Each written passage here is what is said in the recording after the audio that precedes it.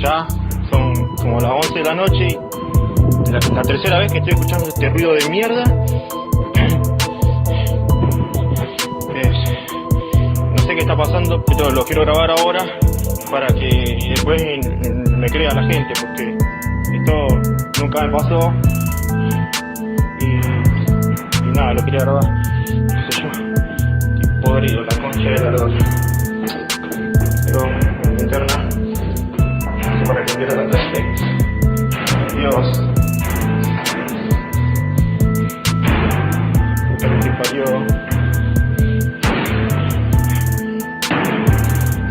te parió.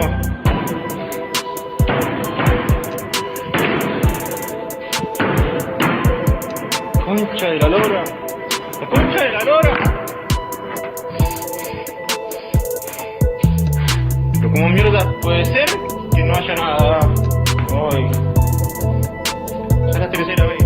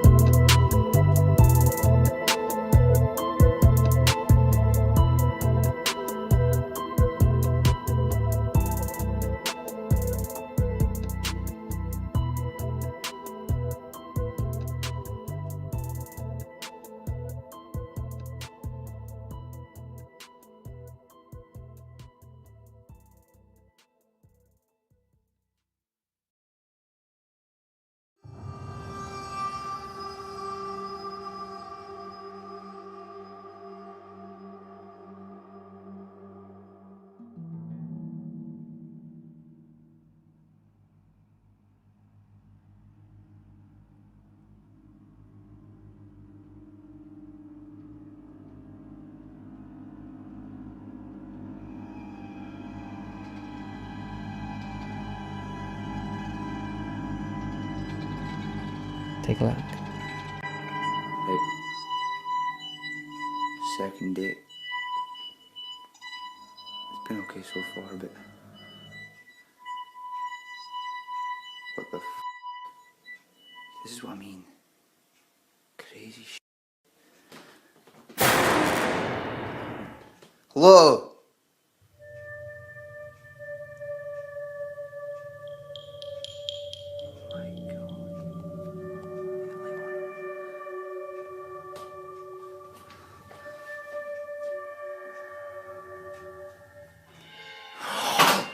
Oh my fucking... Oh shit. Now that's pretty creepy. The figure ascending the staircase and the reaction of Ryan is enough to send chills down your spine. However, when he goes to ascend the stairs to get his phone, this happens.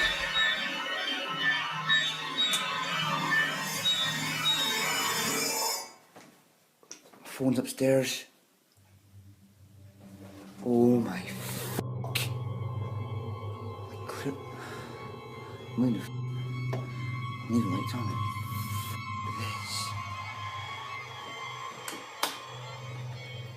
This. I swear to fuck I seen something. Right, fuck it. Right. I need to go upstairs.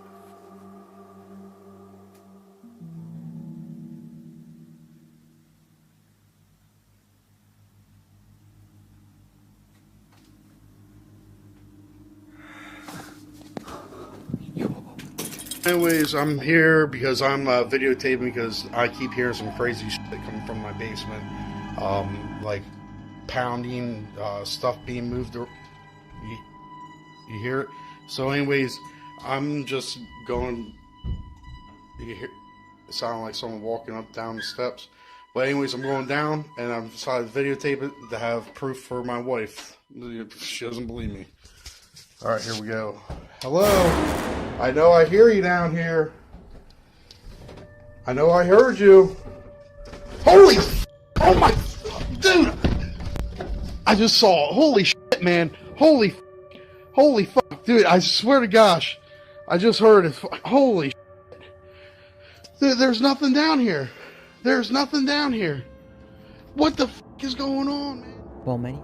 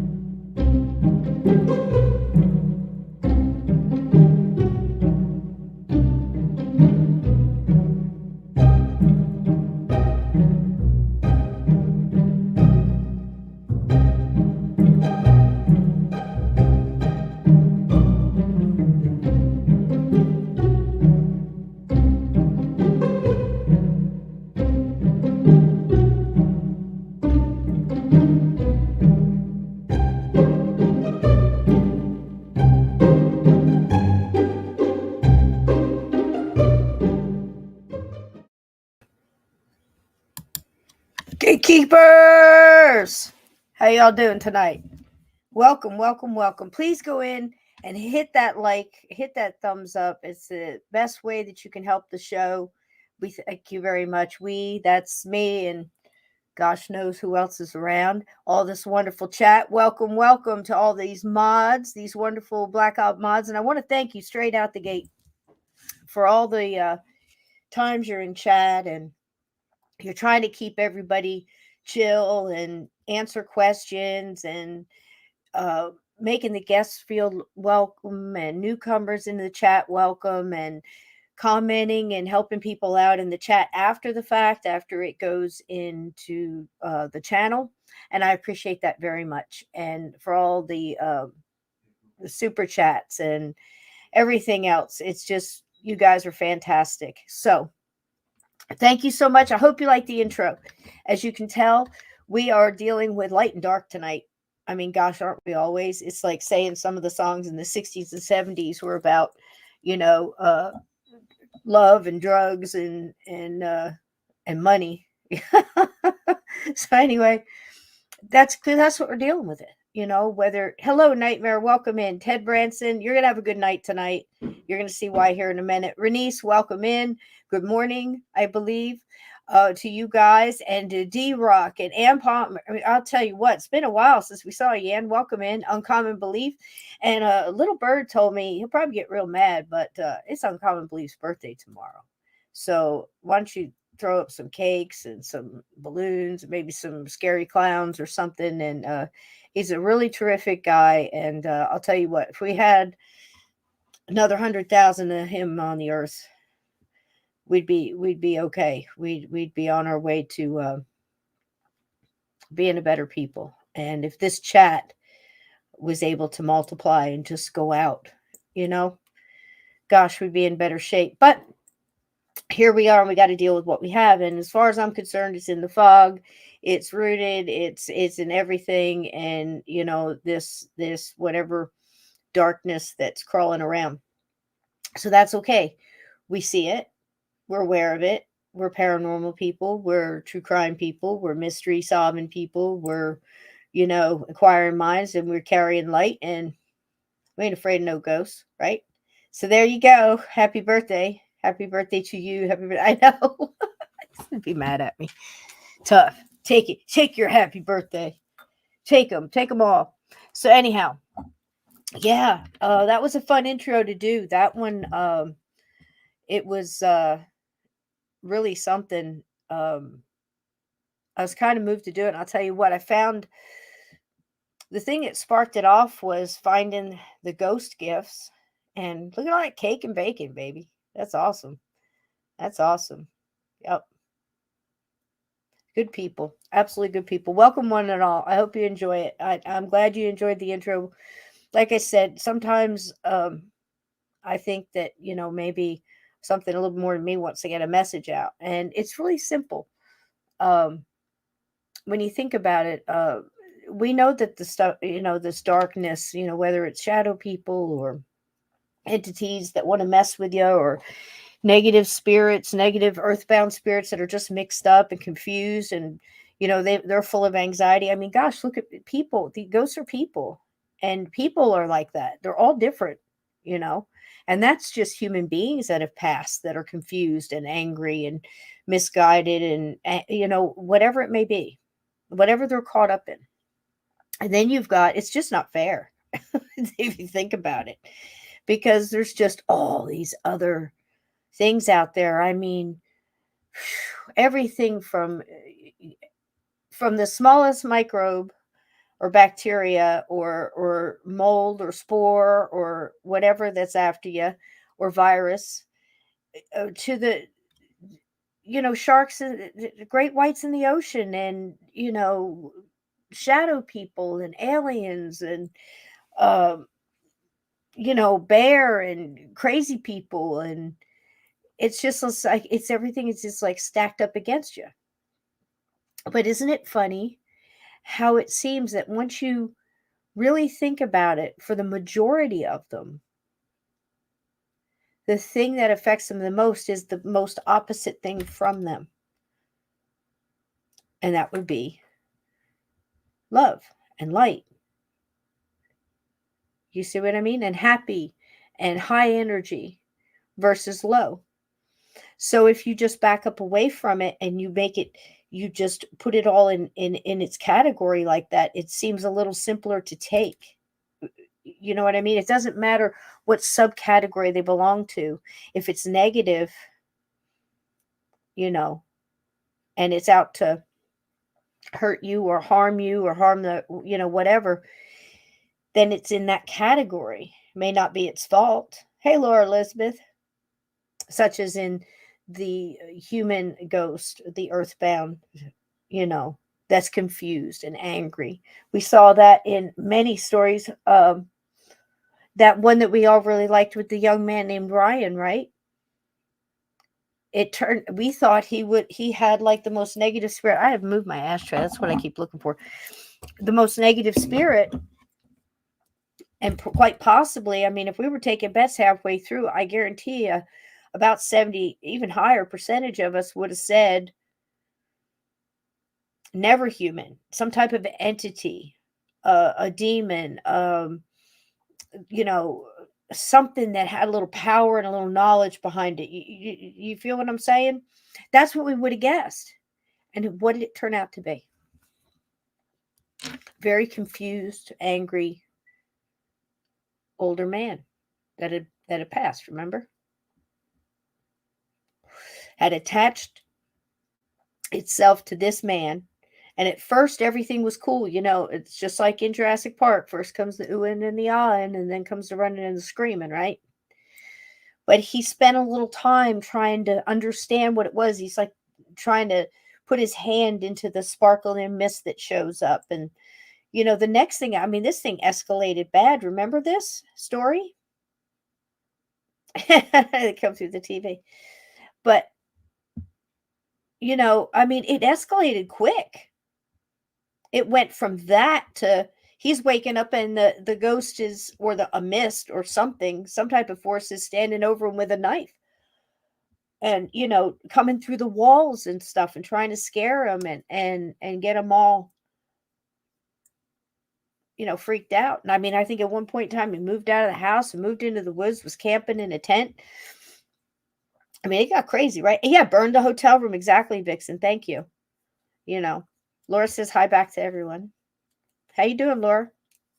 A couple weeks, honey, right? You going? So, anyway, it can be very confusing. So that's why I keep saying with anything like that, any kind of chaos, whether it's, you know, in your life or in your world or, you know, good Lord, any direction you look, there's all this chaos and then there's all this stuff that's kind of, you know, scary. I mean, like I said, from the, you know, a microorganism to a, you know, pick your poison, right? So if you realize that just light and high vibration and laughter, I mean, if for nothing else, I think laughter is one of the quickest ones you can grab because you can put on a comedian that makes you laugh.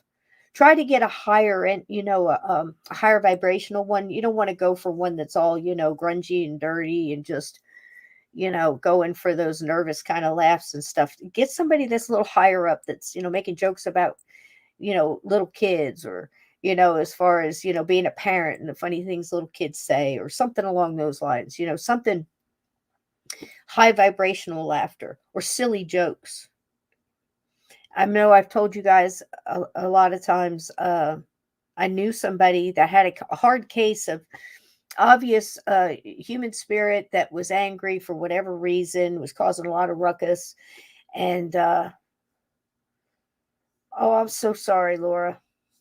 Good energy to you, sweetie.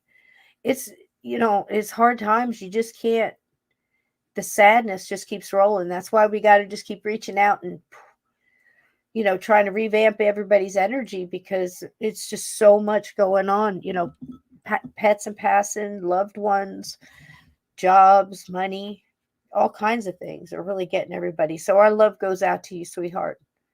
You know, he's got a lot of good company up there. I can tell you that right now. You know, so Yeah. Oh, what's this? Monsters think laughter is way more powerful than fear. There you go. You see what I mean? Sometimes they tell you the truth. Sometimes they put it right in your face. A lot of times they put it right in your face. We just don't get it. We think it's a joke or a coincidence, we let it roll on by. We've been doing that for too long. Got to call it for what it is, right? But sometimes they tell you the truth. Nate Brzezinski's very funny, you know. Yes, he's very good. And you know what? I love Dusty Slay. If you need a laugh, I don't care who you are. If you listen to country music or you don't, and he's not a country music singer, he's a Tennessee boy. If I might be an Alabama boy. He's a Tennessee boy now. He lives in Nashville, but I think he was Opelika. I think that's where he's from. I don't know. Could have been to Alabama originally. Doesn't matter. Anyway, he's a comic, and he's funny. He's clean, and he's friends with Nate, and he's on Nate's show a lot. But he does this thing called 5 o'clock somewhere. It's on a little short, or it's in YouTube. Just look it up on YouTube. And he's talking about the song that Alan Jackson did. It's 5 o'clock somewhere. And he breaks it down. And I'll tell you what, I dare you not to laugh. But that's, that and singing, I think, are the two quickest ways to achieve that high vibration really fast, is laughing and singing. We appreciate you, Laura, very much. I still got my beautiful crystal here. I don't know if you guys can see it. I'll take it down so you can see it again. Throws off all the pretty light, love and light. Look at that. Isn't that beautiful? You're beautiful. Love you, baby. I hope to see you soon. So yeah, absolutely. Monsters Inc. is. But like I said, sometimes they'll tell you both sides. I mean, if you look at some of these whether it's older books, whether you're talking about, the kind of realm of Tom Clancy, or if you're talking about stories or movies or songs where they put the truth in it just to say, we're going to let you know what we're going to do, or this is really going on, such as Predator. And then a couple of years later, you start seeing people taking pictures of these things in trees that have the same camouflage abilities, similar to Predator. You know what I mean? So sometimes they put it right in your face. So tonight we're talking about that same thing. I made a joke about it, said it's in the fog. I'll never forget watching the original Fog. Saw it in the theater in the 70s. And the story was good. The writing was great. Carpenter, I mean, come on, Carpenter. He was really trying different things there, but he always had that. If you like that, when you like The Thing, that suspense, that allowing you to use your own imagination kind of thing, we're not putting everything right in your face at first. Really built up a lot. The story, of course, of the ship of lepers looking for a sanctuary, basically, on the islands out there, and the townspeople basically lying to them, stealing their gold, and then as they got to shore, thinking that they found a home, very much like the Pilgrims or whatever. And nobody would have them, of course, because of leprosy, right? Yeah, it is a slow, good burner. That's right, D-Rock. The original. The sequel wasn't bad, but it was different. It was like a whole different movie with similar things, But even the characters in The Fog were really good. So the story of the whole, that was ghosts that were coming back for revenge. Justifiable in a lot of ways, but on one of those anniversaries of, and being wronged and killed, and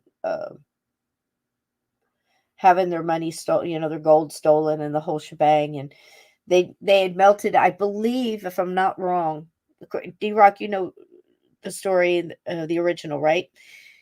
Didn't they melt down the gold and make it a big old cross? Wasn't that how Holbrook, the priest, was trying to give to the head of the the captain of the ghost ship or whatever. They were like pirates, but there was families and kids and everything involved in that. They burnt the ship.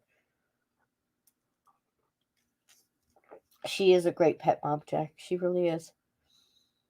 You know, I think everybody here treats their animals with respect and love and probably spoils them and loves them. It's the whole bunch. There's not a doubt in my mind, you know? It's one of those kind of chats. So I was teasing because in that movie, when I saw it originally, when they kept saying it's in the fog, it's in the fog, I remember thinking as a teenager, I was reading at the same time, right around the same time, I was reading the paperback of The Stand. And I remember thinking then that it really, you could almost see that in humanity, the way that The Stand is explained about how some are pulled, you know, ever so slowly without even realizing in one direction, like towards this cornfield, and start meeting like-minded people along the way and starting to see that the people that they met along the way, they were going in the same direction, had a lot of the same values and, you know, a lot of the same, tended to lean towards a certain moral aspect of life and kindness and, you know, duty and responsibility and um, that kind of thing, and trying to do the right thing.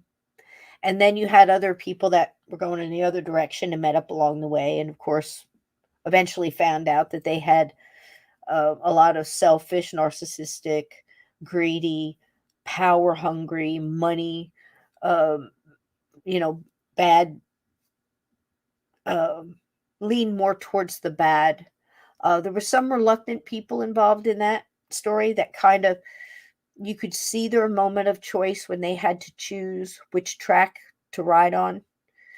And even with reluctance, they chose that, like almost like I wasn't given a choice. And at that moment, you knew they had a choice and they had made it. I think a lot of people are seeing that in life right now, too. And because of that, because this whole, all this world is going through, and the energy that's being pumped out, and the things on TV, and the songs and the music, you can tell it's everything is like at a crescendo, boiling over of this dark fog.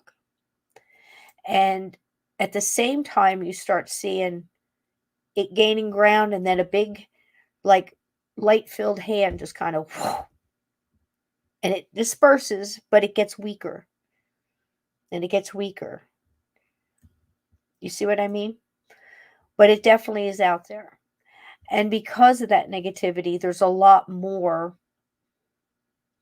negative things that are enjoying that, like the shadow people and entities and ghosts that feed on that negativity. They're drawn to it.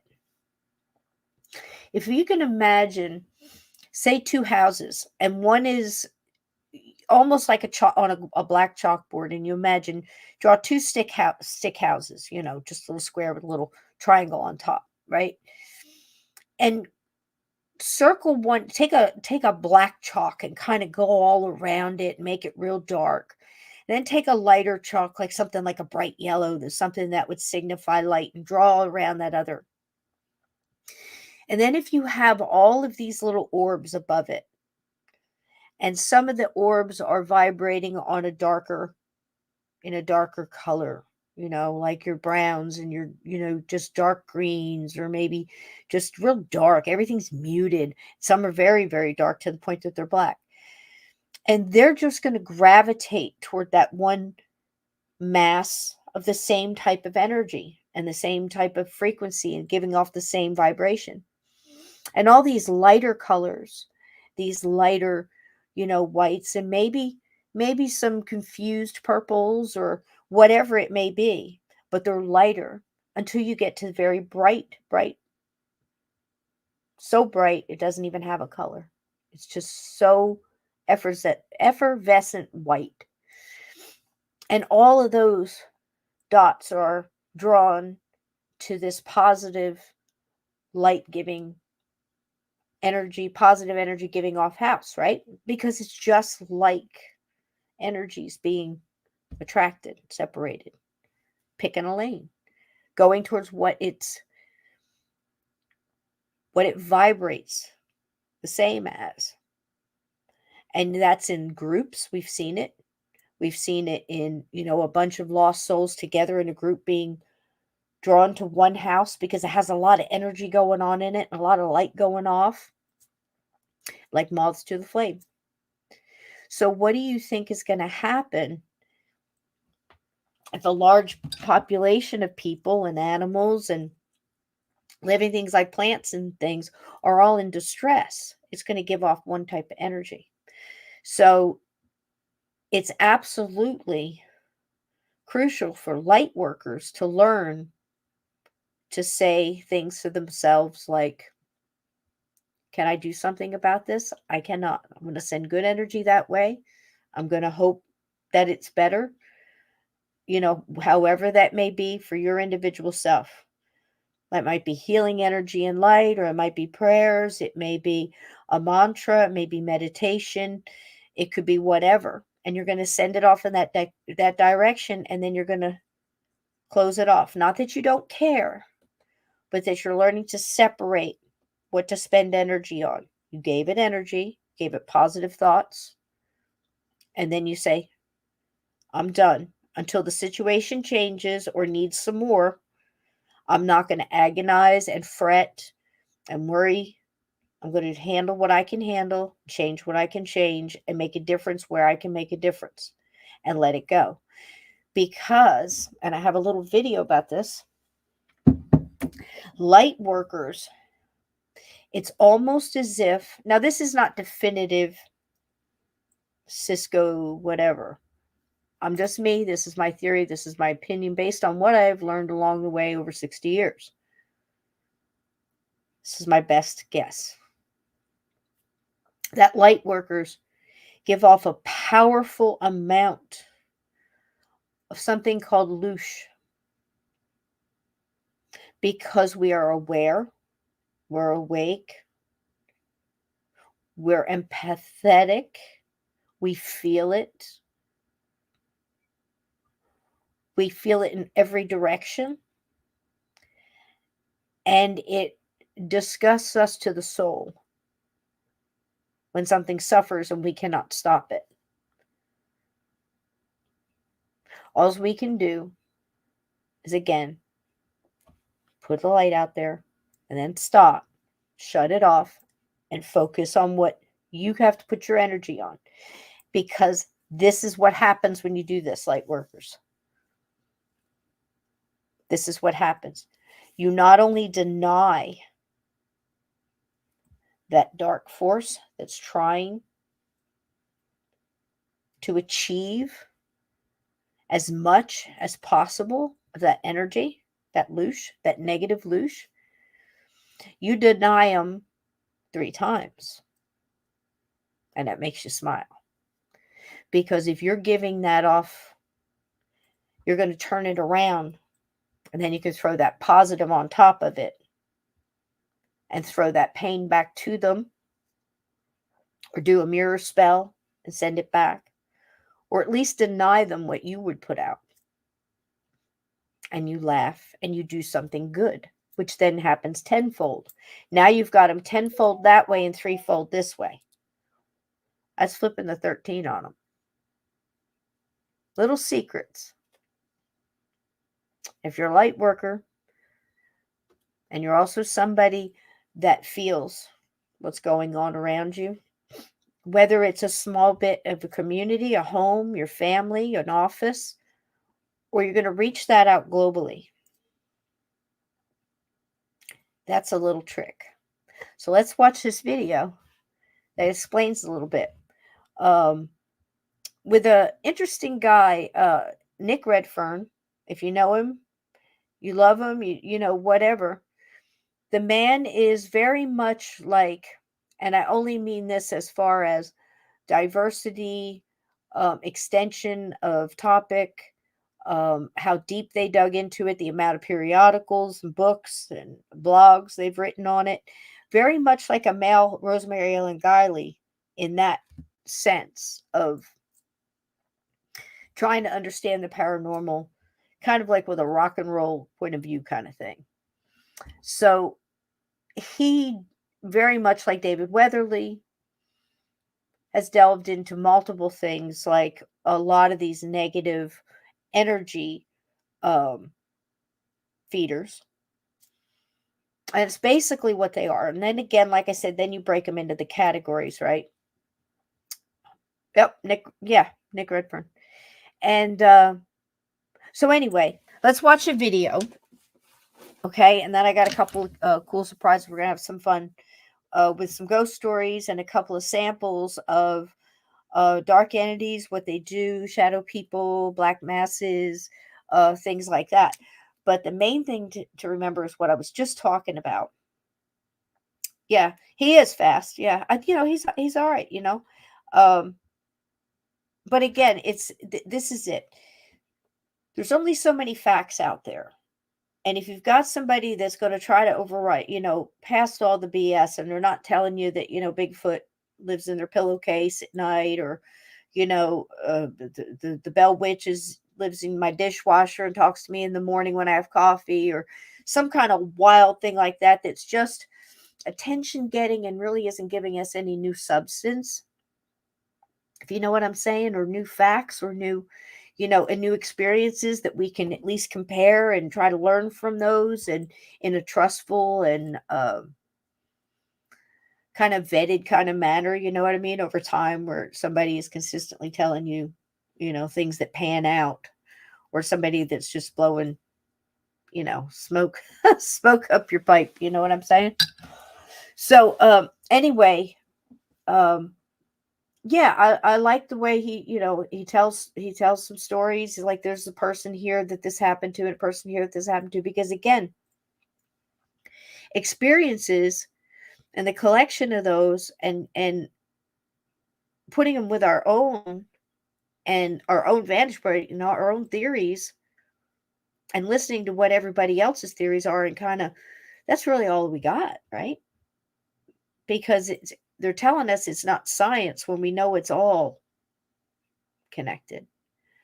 These people that tell you that it's all mass hallucination, or, we're all on drugs, we're all having a synchronized flashback to 1978 when we dropped acid right before the, Van Halen concert or something.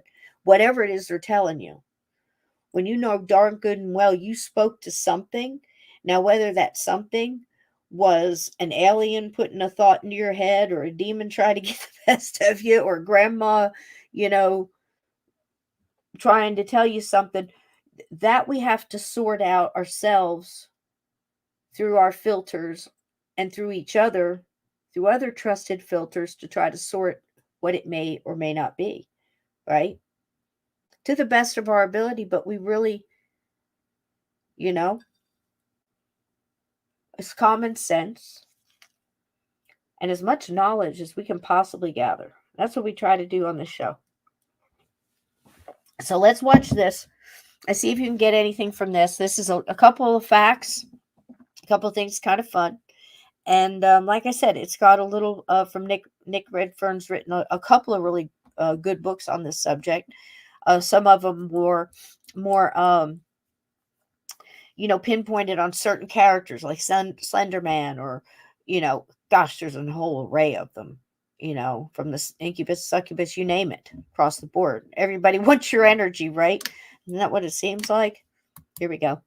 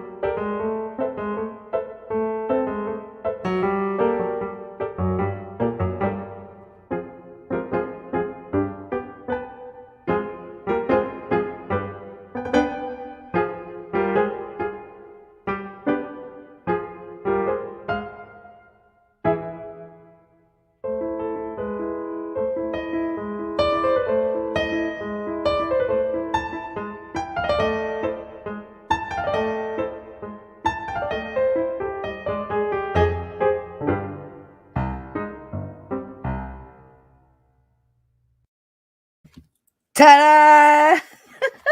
What do you think? Thank you, thank you, thank you. I hope. Oh gosh, you're so sweet, Ted. Look at this. I got a little something for you too, Ted. Don't tell. Look at here. Thank you so much for Funny Honey and Catnip. Thank you, baby. And your tail's gonna be wagging here in just a minute. But let me say thanks to everybody here. Fast Hemi, I'm so sorry you went through all of this. When we lose a loved one, I bring mine flowers, every other day, if not more. I know it's terrible. So just know that they're nearby. Let them go. Let them go get healed up, and then tell them come back when they're all good in your dreams. You can give them hugs. You can smell them. And they're okay, and they're going to be the first ones to greet you when you get there. Promise. Promise. I mean, that's just something I absolutely believe. Thank you very much. Thank you, Jose. Thank you, Jack. I appreciate it. Everybody, Vixen. Yep, we were dancing. I'll tell you why. Because we know the secret. And once a week we meet here, and if nothing else, we might do a story, or might be doing cryptids, or having fun, with our friend Steve Stockton, or a guest on the show, and trying to bring up all this and sort through. The answer is simple. Light wins. We just can't let them drag you into the darkness. We looked at pictures of them. See them? I had one choke me in the cellar. Got a picture of me sitting with it hanging upside down from the pipes behind me. But the thing is, again, this was a human spirit that was just caught up in his time, and it created this darkness. It wasn't an entity that was coming specifically to feed off our fear, and cause fear and chaos, and then feed off that energy. Now, I wanted to touch on, thank you again, Ted. Thanks, everybody, for the kind words. I'm glad you enjoyed it. Go back and watch it again. Catch all the words. I try to make it so you can read it smoothly, and, and also pull you back out of it. I mean, that's it right there. When you deal with this kind of stuff, and that okay, you're light workers, you're keeping the light on, your light just gets brighter. And it's so funny when you see things like, say, in any culture, I hate to make it a religious thing, but in any culture, if they have somebody who is pretending to be the spokesperson for that faith, that power, connection, whatever it may be, and then they face real adversity and they crumble, it usually takes all the people that put all their faith in that person, and it kills their faith as well. They think, oh my gosh, here's this person that I put up on this pedestal, supposed to be such a great warrior, battler, against whatever this may be. And they're scared. I'm going too. The important thing is to know where it is in you. You don't put it in a person, no matter what uniform they're wearing. And I'm talking about right now as far as faith, because I'm going to show you something later that kind of shows that. We saw it in Amityville. Right away, the Lutzes, for whatever reason, this is just the story, they're calling help. It took them forever to get help from their local church. I believe they were Catholic. I think they weren't they? Didn't they even have an aunt that was a nun or something like that as well in the family, a sister or an aunt, something? But anyway, and they go, and the force that was in there, as per the story, scared the priest so much and made him sick, he didn't come back. And now the people are going, well, heck, if he's scared, now what? Well, it just jumped a couple extra points because it just made you doubt. So don't do that. Have it here. Carry it with you, and you have to depend on somebody else to pick up the ball. Somebody wants to help you, great, but when they go down, you get stronger. Just like in any battle. I know we make it sound simple because they tend to confuse us with details. They tend to confuse us with, gosh, can you guys hear all the fireworks going off? It's just like, It's just constant. I don't know if Mike's picking that up. I'm right by the shore, so it's just fireworks everywhere right now. But that's the thing, is they confuse you and they distract you and they put the fear in you, and they tug onto your emotional heartstrings and your you know this what's the word I'm looking for? Well, the neurolinguistic propaganda is really bad, but and I'm talking about in everything. I'm not just talking about the news. I'm talking about in the paranormal. I'm talking about the entities do this themselves. You see, it's all. But if you can just be still in your small square spot and know who you are without a doubt, and know your light without a doubt, and your connection without a doubt, it doesn't really matter what's going on around you, because you're standing in your own light. And that kind of light from a light worker that's been built upon knowing and making those choices. Even if they were bad choices, you came out of it and now you know more. So they can't take you out like that. Say, well, you used to, I learned from that and I turned it into this. What else you got? You see? That way your light stays and it gets brighter. And then it draws more light. And you stand with that light, as we do in this chat, and it gets brighter. We saw that last week when the psychic sat with her, psychic class. I forget what she was calling it. It was obviously a class like that, her students. And they all got together and they sent that light out. They sent that no more. Stop it. And stop that serial killer to the point where he thought somebody was stabbing him, stabbed himself and turned himself into the cops. That's a powerful light. They all got together, they agreed, and they sent it. Send it. Send it. Try it. Right? Because you're light workers and it's hard-earned light. Didn't come by it easy. You had to go through some dark things to appreciate how precious the light is. I'm not wrong. Not on that. So, what can we look at to give us some ideas of that? These things that can attach to bloodlines, attach to families or a certain individual, right? Property. I was listening today, the dastardly things that, people did on purpose just for, you could say, out of indifference. You could say out of ignorance. You could say out of hate, greed, whatever you want.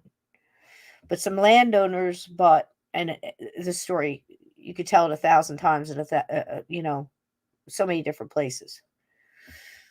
But it's another one of those where the developers knew they had an all, let's put it non-white, cemetery, Florida, built right over it. Then they put the government housing there and put that same culture of people knew they were going to, at least by the large amount, in those apartments. Now, as knowledgeable individuals in the paranormal, the supernatural, the conspiratorial, do you think that was just greed from developers, or do you think that was possibly a spell? Knowing where it was on ley lines and the numbers of the property. You can go as deep as you want, but things like that have been going on for a very long time. And we as a people, as an individual, as humans, just want to be left alone. Just to raise our families, walk our dogs, water our lawns. right? Whatever else it may be left alone. And this dark force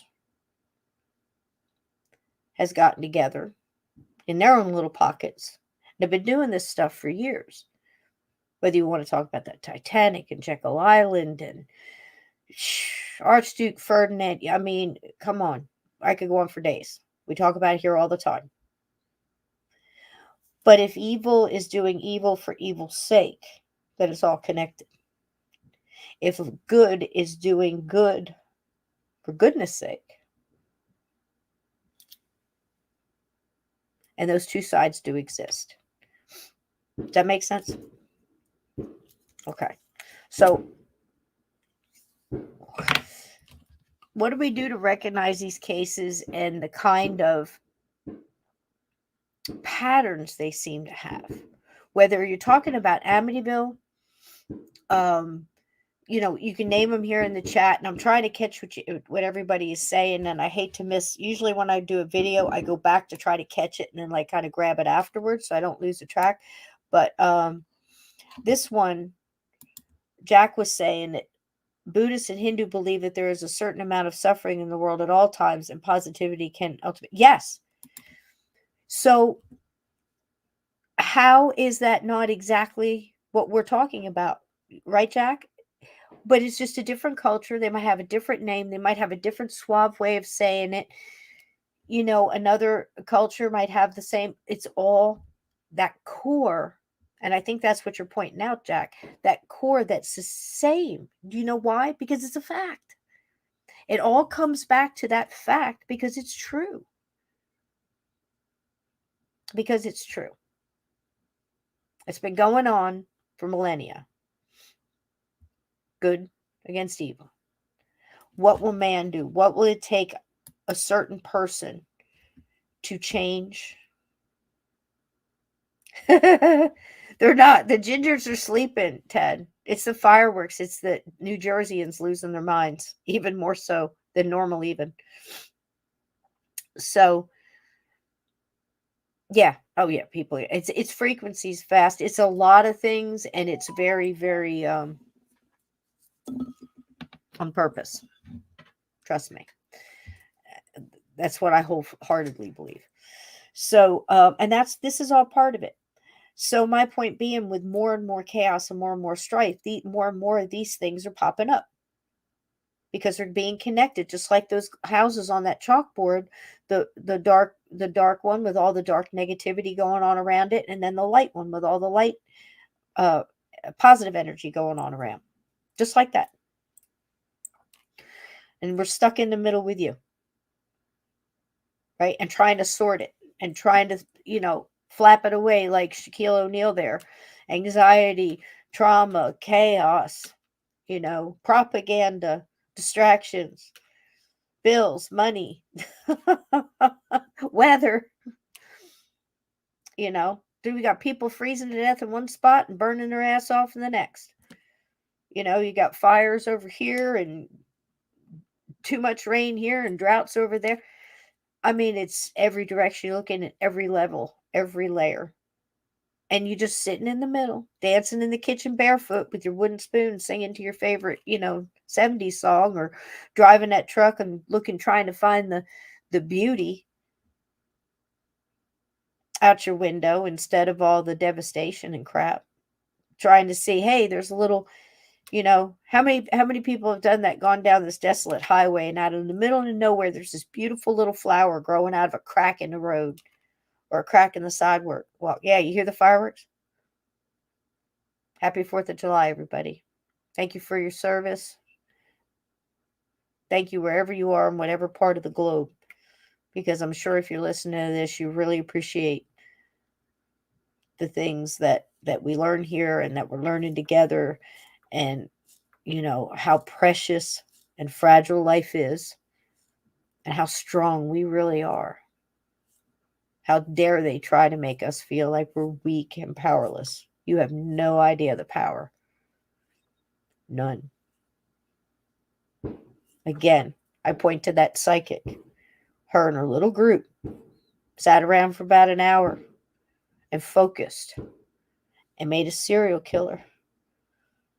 A rotten, psychopathic, narcissistic piece of human waste that killed women, tortured them, raped them, and left them for garbage. And then went on and did it again. And went back to work like nothing ever happened with no remorse whatsoever. They made that person so scared he stabbed himself and turned himself into the police department, called 911, begging for help like a little baby, like a little child. One small group focused that light. How powerful is the light? Don't ever let anybody tell you different. Now, there's a couple of examples, and I'm going to start playing this. Somebody in the chat's going to be really happy because I tried to get you a couple other examples, but for, song reasons, it was too much. I was going to have to chop out of it with the music and stuff, and I didn't want to go through all that and ruin it for you. I reached back to some old friends of ours who went through absolute hell in the 1970s. And their story pretty much went the gauntlet. A family that never had any problems, out on hard times. They had a massive hurricane and a flood. They lost their home, and so did the father's parents. They all had to move together and, gather what they could and be glad they still had each other and the things that really mattered the most, and moved all in together to take care of each other and get through. They do, Ted. They do have demons. There's a lot more on the earth right now because they're calling them up all the time. It's insane. But like I said, keep the lights on 24/7. Yep. So these people gathered together and got in a house as a family. I forget how many kids. I think they wound up with 5. All girls, if I recall. And they went through absolute hell. I read their story in the 70s. I saw the movie. I read a couple of other books written on them, and I listened to multiple interviews from the people that actually went through it. And some of their journals and things like that, and stuff that was going on along the way that we couldn't fit in the movie. But if you watch the movie, and I'll tell you the name in a second, they went the gauntlet. It is one of the best movies out there to show you exactly what a haunting is like on this level of this type. What caused it, we still don't know. Could have been the energy of the family, all the young girls. It could have been the renovations that they had to fix the house. Could have been anything. It's a little duplex. Could have been any house on the block that you drive by every day. And the hell that went on inside there. Hello, Henry. Welcome in. The hell that went on inside there was remarkable. So what I've done is I've gone through and I've chopped it up and basically just shown you more instead of the whole story again. I've shown you little parts of the haunting. We're going to watch it together. The movie is called The Haunted, and the family is the Smurls. And it's one of Ted's favorites. I hope you enjoy it, Ted. So we'll watch this together and we'll comment through. But this, again, is going to show you, it's one of the best visuals and documented cases that, like I said, it had everything in it. And what we're talking about tonight, as far as how does it get started? How does it slowly build up? How far can it go? And what do you have to go through? And as humans in a community, reaching out to those people that you thought that had power to help you, and then they don't. Yes, you did. You heard correctly. It's the Smurfs, Ted. Are you excited? Here we go.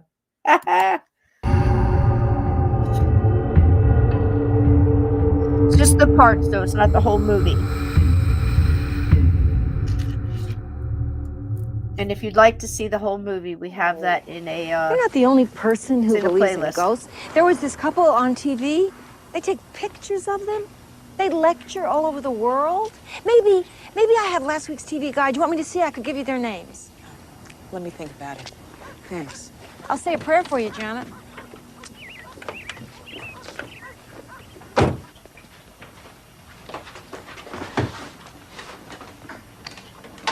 feel that the relationship is kind of at a plateau stage. Yes, I just feel like we're in kind of a rut, It's the same thing. Now let me ask you, have you expressed to your husband this mild dissatisfaction?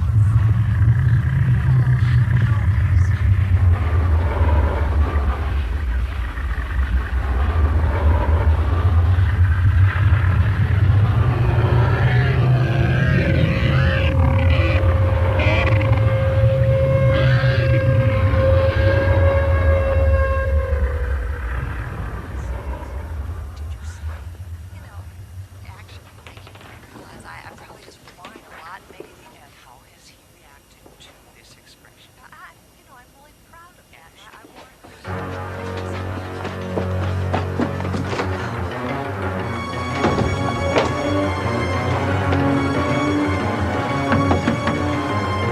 Please, please. Mom! I know you're mad at me, but I need you. Janet, I'm so glad that you came. What? What? There was a thing in here. I swear it. I couldn't see its face. I don't know how to say this. It was so awful. It went right past me and it disappeared into the wall. Am I going crazy? I thought I was going crazy. You saw it too? Uh-huh. It was standing in my kitchen. It went into the dining room, and then it disappeared. Were you telling the truth the other day? You know. Oh, Mom, I swear to you, Jack wasn't home. Oh, Janet, I'm so afraid. Tell them, Mom. Go ahead. I was saying my novenas, and it came through the room right past me and went into the wall. They don't believe us, I told you. It's not that we don't believe you, it's just We're just trying to figure out what's going on. maybe you've been watching too many of those horror movies. It was real. You guys weren't there, we saw it. Yeah.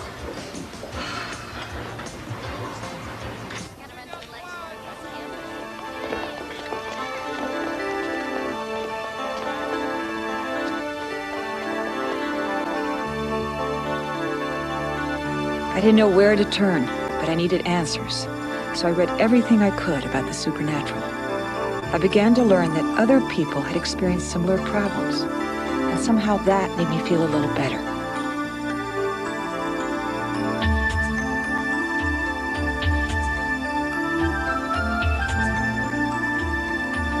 This whole neighborhood was built over old mine shafts. During the 1930s, some of the houses on this block actually caved in. And according to this book here, one of the cave-ins unearthed a set of pig bones, which had been arranged in a hexagram, which is the sign of the devil. It indicates satanic worship. Janet. And according to this book here, a spirit is generally invited into a house by two means: willful, like you hold a seance or play with a Ouija board or something, or by the occurrence of a terrible crime on the property. Janet. This kills me because, again, this is like early 70s. This was happening to them. I mean, over several years. I believe, gosh, I can't remember how long they were in this house. But the way that, she's coming into this and she's speaking of things like the true crime and these people are good people who aren't even, probably couldn't sit and watch the news today. They sure as heck couldn't have been at one of the parades in New York last week. Do you see what I mean? It's not even people who have been exposed to so much where they become desensitized to it. These are people that are still extremely sensitive to things that they don't want to see. They don't want to have anything to do with. They just want to be themselves, right?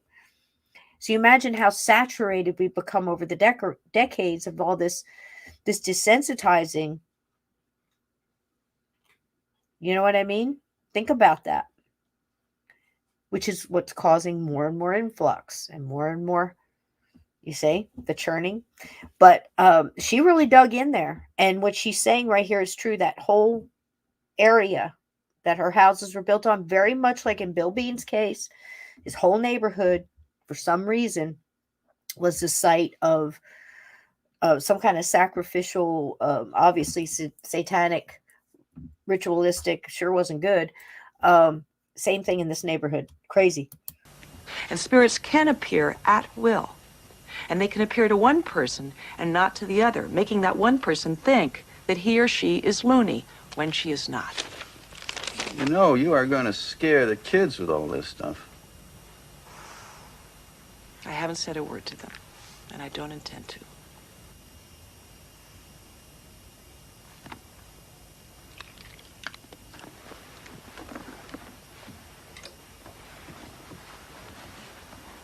Jack, we gotta do something. We gotta get help. Jack.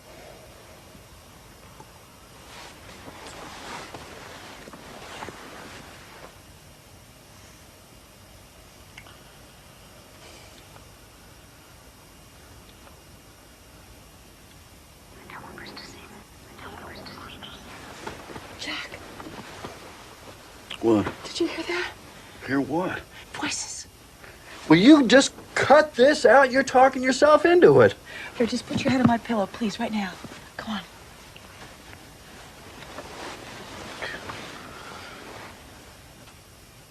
I don't hear anything. Keep listening. You heard it? What is that? I thought I heard something. It's amazing to see somebody start to believe, right?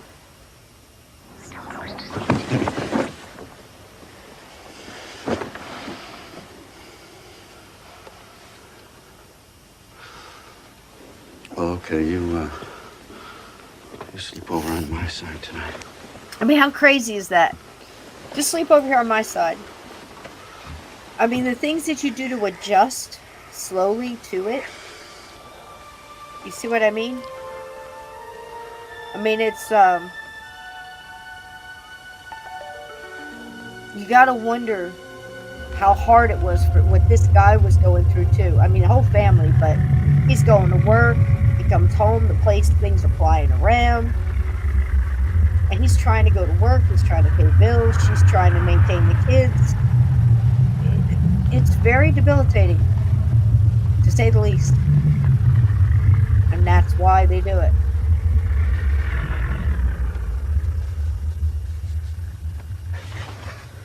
Jack. What? It's touching me. What is? I don't know. It's touching my leg. Where? Here.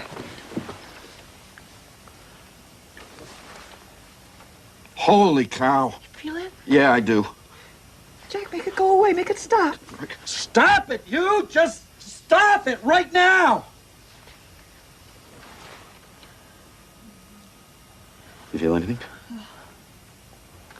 Now do you believe me? Yeah. Night after night. Yeah, I do. Something. And then nothing for a while. That ought to get rid of it. Thank you. Now, this, finally they drug the guy from the church that they're going to and paying into tithing. Bless their hearts. They finally got this guy to come bless the house.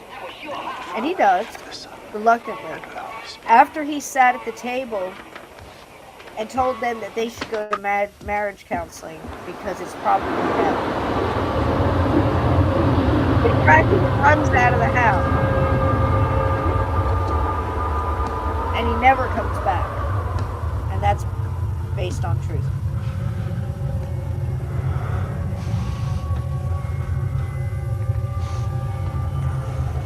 You know. I mean, it's, Bless this house and this home. Keep it safe from all evil in the name of the Father, and of the Son, and of the Holy Spirit. I'm saying it like this because, not because I'm not a believer. I'm saying this because not everybody who wears a uniform can fight every war. Daddy, stop touching me. You Does that make sense? Quiet, girls. Father, are you all right?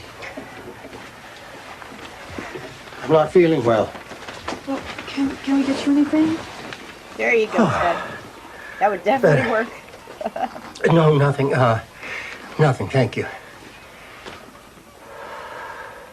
So, what is it, Father? And see, Can you they've help got us? so much in somebody else. I don't know. I don't know. But, if anything else happens here, please call me. No, thank you, thank you. Just kind people, right? But seeing his I'll do fear, whatever I can. Thank you, Father. even though he's trying to cover it up, I once was it just makes you just, but now I'm found. and then things like this. You didn't like the song? What's going on? What the hell happened? Oh, no! Sean's bleeding! Let me see, sweetheart. Come here, sweetheart. Come here. Little things. There we are. Okay. Yeah. All right. Just Look, I know it hurts, and you're feeling scared. It's just a little cut, okay? breaking you down Katie's gonna put a Band-Aid on it. slowly, Katie, making you you take care adjust. of Sean, huh? And nobody goes near that thing. Okay, everybody, let's not let this spoil a wonderful night, huh? Come on, out to the car. Off you go. Get your raincoats, and I'll go and get Grandma and Grandpa. Katie, I'll help you. Is she gonna be okay? I put that thing up myself. I could have sworn those bolts were solid. How could I have screwed up so bad? And Maybe it wasn't she's, you. yeah, I don't see, know which she's is at the worse. level where she knows what's up. She knows what time it I is. kept thinking there had to be He's someone still- who could help us. I must have called every expert on the history and geology of the region. He's I still trying contacted to every get there. university in the country with a parapsychology department. Then Cora told me that the Warrens, the couple she'd seen on TV, were lecturing at the local college about their psychic research. This last slide was taken at West Point. General Andrew Bellingham asked us there to deal with a haunting that shook up his cadets. A spirit named Isabel, who died right after the revolution, was living in a dorm room closet. Living?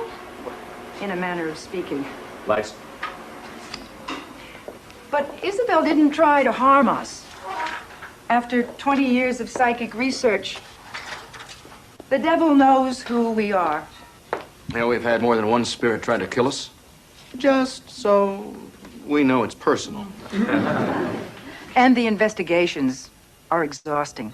Entities often use us as batteries, draining us for their energy. We're I got you. accustomed to dealing with skeptics everywhere. But those are real apparitions you've seen, not just reflections or wisps of smoke. Questions? Can you expand on psychic sleep? Is it like a trance? Yes, a little. But a trance can be self-induced and not as deep. Whereas psychic sleep is a state of total oblivion. So profound, it's more like death. Yes. What do you say to people who accuse you of making all of this up? I tell them I wish they were right. Yeah. Thanks, folks. That's Thank all. you.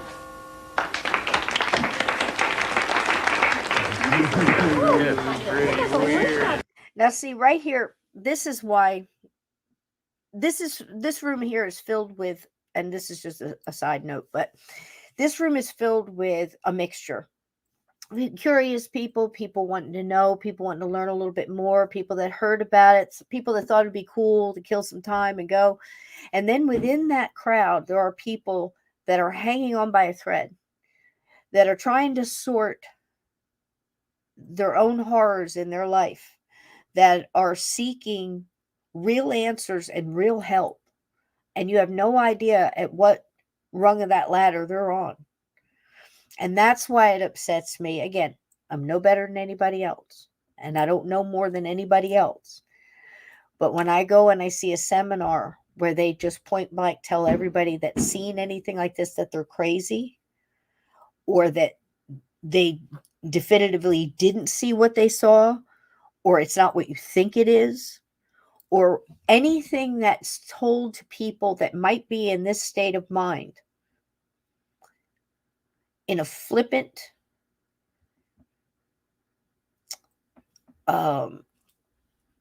kind of just throwaway manner, pisses me off. Because you don't know who you have in the audience, and you don't know what they came to hear. You don't want to lie to people, and you don't want to string people along, but you don't want to kill their dreams and kill their last hope. This is a family that went through all the steps that they thought they needed to go through, and they were let down. And they came here. You see what I mean? And if they had been in a seminar tonight where a skeptic or somebody with a loud mouth or somebody just trying to make a name for themselves or whatever it may be, or sell a book, whatever, and just irresponsibly throw stuff out there, this woman could have gone home and just took a long bath and never came back out. You know what I mean? You got to be careful. You have to be responsible. That's my thought anyway. But if you've ever been to one of these college little, seminars or whatever, I never saw the Warrens. I did see another couple that was pretty prominent in this area in New Jersey. And it can be very interesting. I suggest you go. You can.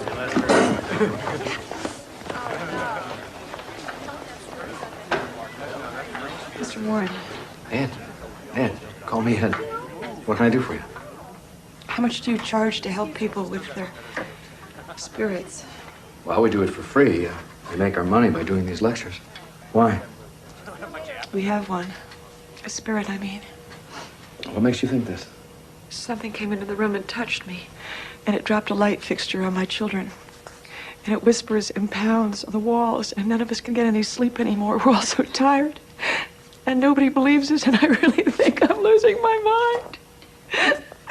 Has it materialized? What? Taken form, appeared to you? Yes, it has. Have you noticed any odors? Terrible ones.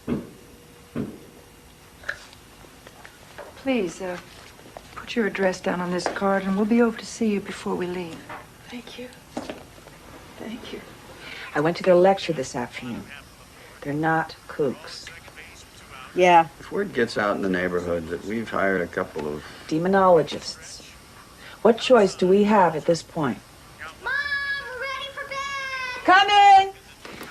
And did you hear what he just said? It's very important. It was in the book. It was in the... I can't remember the second book that I read that was over. It was like behind the scenes or something. I can't remember.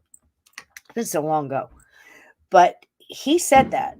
That was the big thing. Like, she wanted to tell people to try to get help. He wanted to keep everything as a secret. He wanted to keep everything, keep his face in the neighborhood. He wanted to be able to go to work and not be ridiculed. They were trying to keep this all nice and tight within the family. That's very important coming up. And what's coming up next, if you have kids in the room, go ahead and take them out. But I thought it was important to leave it in here.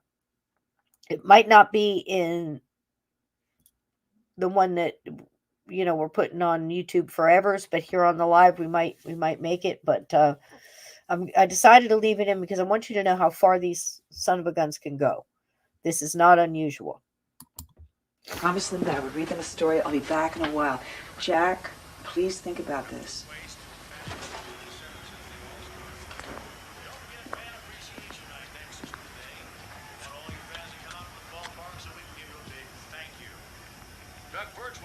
In the top of the fifth, he's over 17 in his past 5 games, Vernon.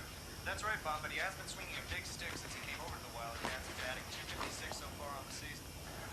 Last season batted .346 with 11 home runs and 71 RBIs. He steps in, and Randolph looking into the signals, and here's the first pitch. Outside, ball one. Wait, Birch crowd's out. Get rid of the whole lot of them. He's really going to have to get rid of Who are you?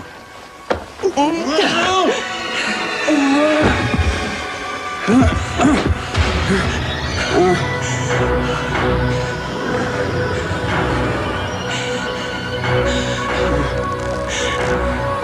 God. Oh, God. Oh, God, no.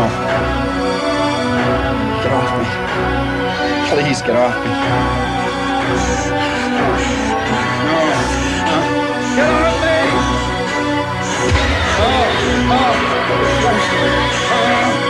No! Get off me!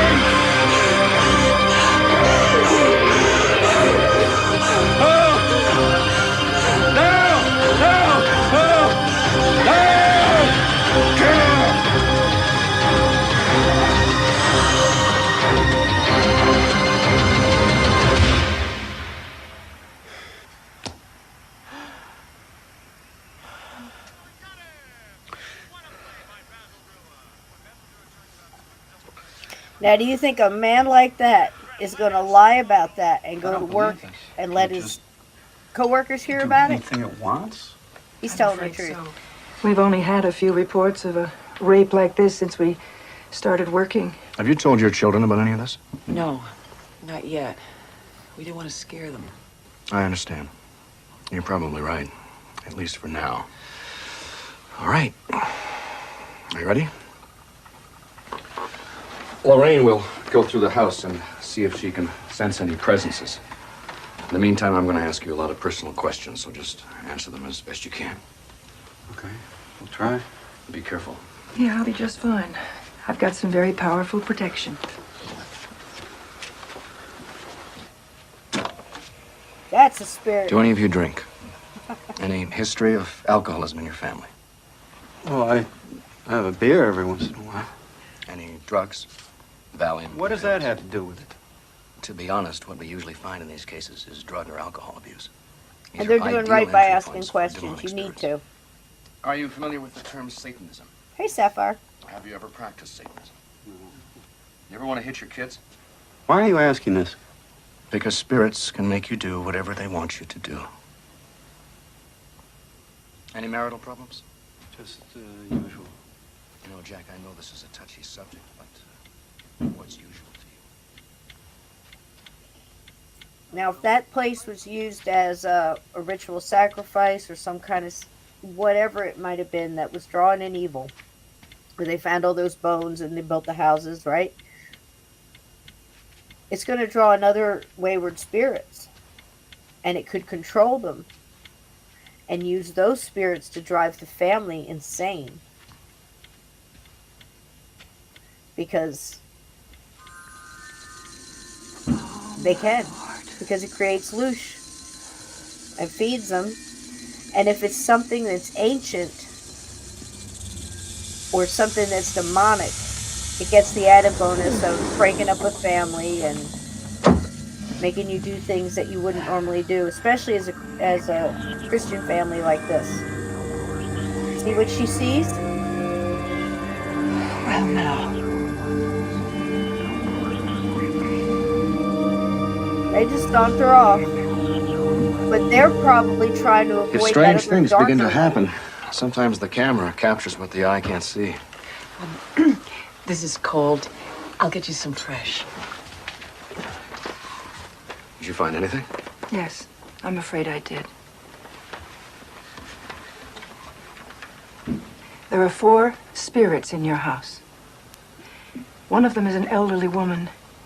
She's confused, but harmless. And there's a young girl who may be violent, I'm not sure.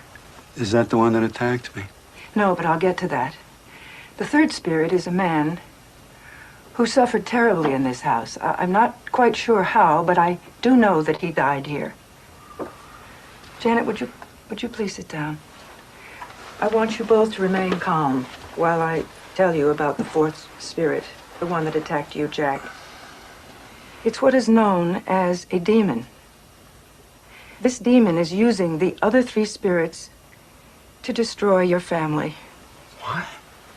Why is it picking on us? Frankly, judging by your answers to my questions, I really don't know. But what I do know is that your oldest daughters have passed through puberty. This is giving the demon the energy to surface. It's the classic pattern. It's drawing on their emotional turbulence, and now it's tapping into yours. Did you renovate this house? Oh, yeah, we sure did. Well, it was just awful. They might have been dormant and you woke them up. How long will this go on? Can we stop it? Would you let us try an experiment? Lead us not into temptation, but deliver us from evil. For thine is the kingdom, the power, and the glory, forever and ever. Amen.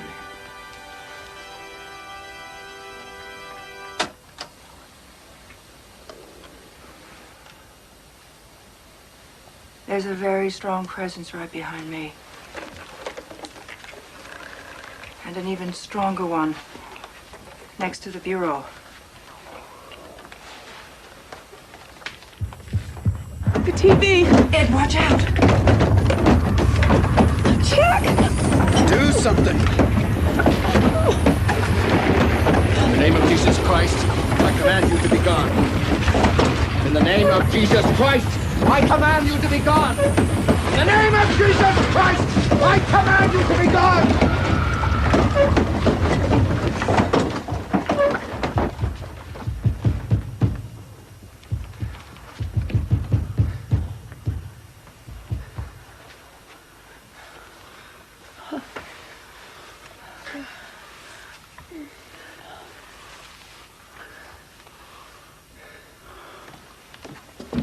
Janet, the holy water that I gave you is especially blessed. And keep that prayer with you at all times. And we'll call you tomorrow, Janet. Thank you. You know, it already feels different in here, so maybe they're gone for good. Maybe. But you gotta remember, you two, there are no cures for things like this. Only defenses. It's maintenance. If it does come back, you're gonna have to tell the kids. Maintenance. It wants to destroy your family. You'll have to fight it as a family. We'll be praying for you. You call us now. Keeping it away from the kids, Thank you. God bless. I think is, Bye-bye. they got to be brought in. They got to know they got the power too. I'm big on that. Big on that. You know. It's up to you as a parent and how you describe it. What way you want to for that child, but I think it's important they know they have strength. I think, you know, Granny's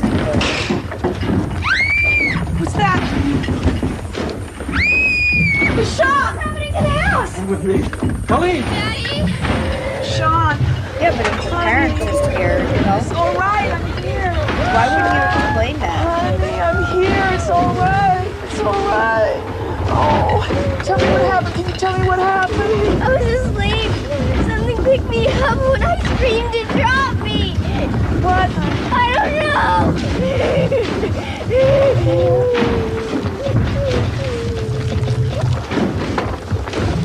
In the name of Jesus Christ, I command you to be gone. Mom, what's going on? In the name of Jesus Christ, I command you to be gone. Hold on. Hold In the on. name of Jesus Christ, I command you to be gone. In the name of Jesus Christ, I command you to be gone. And to band together. Okay. Together. Stop now. I'm scared.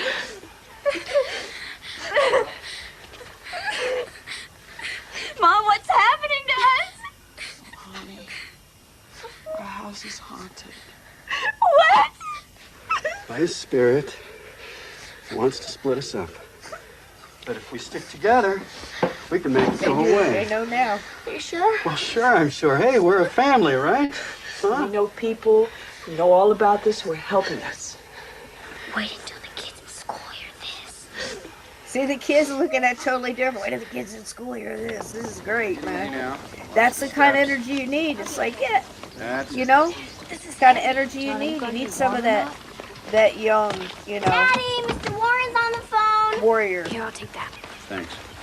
Can I sit next to you, Grandma? I left this in because I thought it was important. Hang on. Ed? Yeah, this place was like a bunker last night, like there was a war going on here. When can you come back? I see. Well, we're just going to get out of here for a few days. Camping. Okay. Right. We will. Thanks. Bye-bye. What did he say? He said that there is a war going on here. Exactly. So I left this gone because I thought it was important. My golden arm, he moaned. Who stole my Because golden what arm? better He to moaned. undermine the fact that they got together my golden and are enjoying each arm? other than for this? Than for this. Bedtime, you two. Oh, Mom, we're not tired. It's too early. Well, it's not too early for us. What do you say, Pa? You ready for bed? Almost. Katie's roasting me a special marshmallow. He likes it golden brown on the outside and runny on the inside. Yep. Don't spoil him. He'll get used so to sweet. it. Don't go to bed yet. I've got hot chocolate for everybody. Us too. You too. Hey, honey, you Add got some that in with wood. the holy all I water, can find. Jose. It's really picked clean around here. It was such a clear night. These kids See do the Big all Dipper? right, Sapphire. Trust me. They grew up to be Pot just and the I fine. can come see it. off of it. You know, just like Bill Bean went through his stuff as a kid And and I'll came bet out a that warrior. dog's got himself a raccoon. There almost That seems to be a raccoon's got reason. himself a dog. You know what I mean? Think about it. Look what's going on in their house while they're gone. I called the police. This is What their in the world's house. going on in there? Holy shit. They were away on a camping trip. That dog never gonna shut up. It's gonna keep us awake all night. Mom, you want a refill? No, I'm fine. Sean, here's sweetheart. Drink up.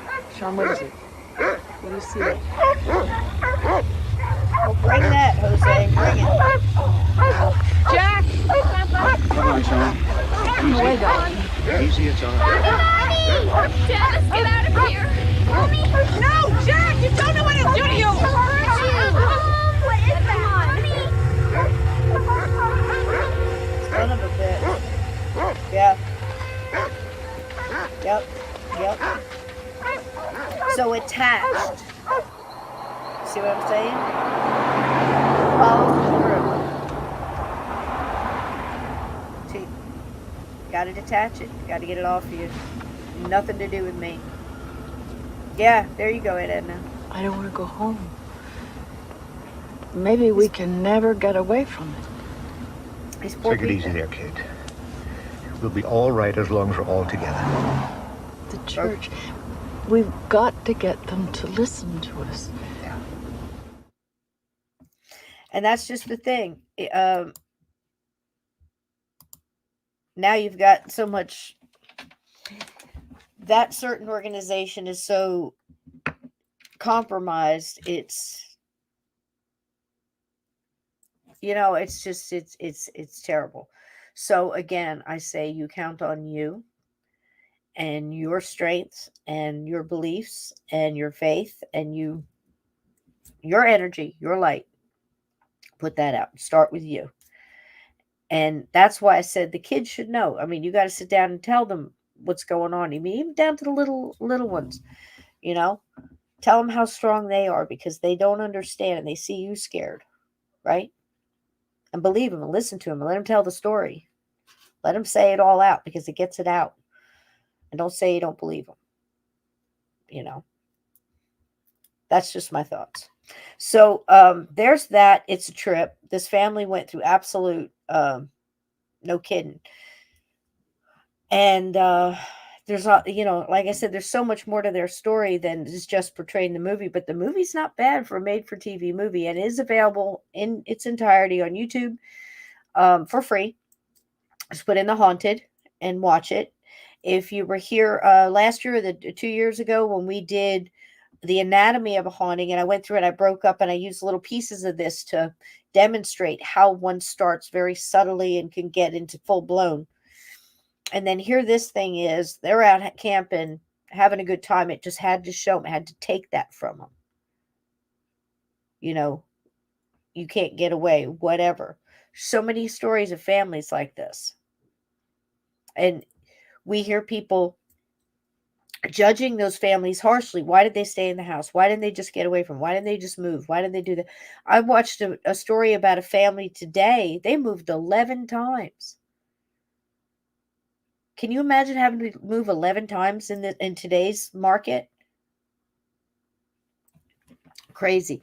So the rest of this, again, like I said, this isn't the whole movie. This is pieces, but I added these last couple pieces of the Smurl story in here because I think it's important, because it finishes up everything we started saying at the beginning of the show with the videos I did and Nick Redfern's information that he had in there, and even the Monroe experiments, where everybody blows up on that and says, well, he talked to the aliens. The aliens told him this, and that they created people so they could just be loose, and the animals would attack and eat each other and cause fear and fright and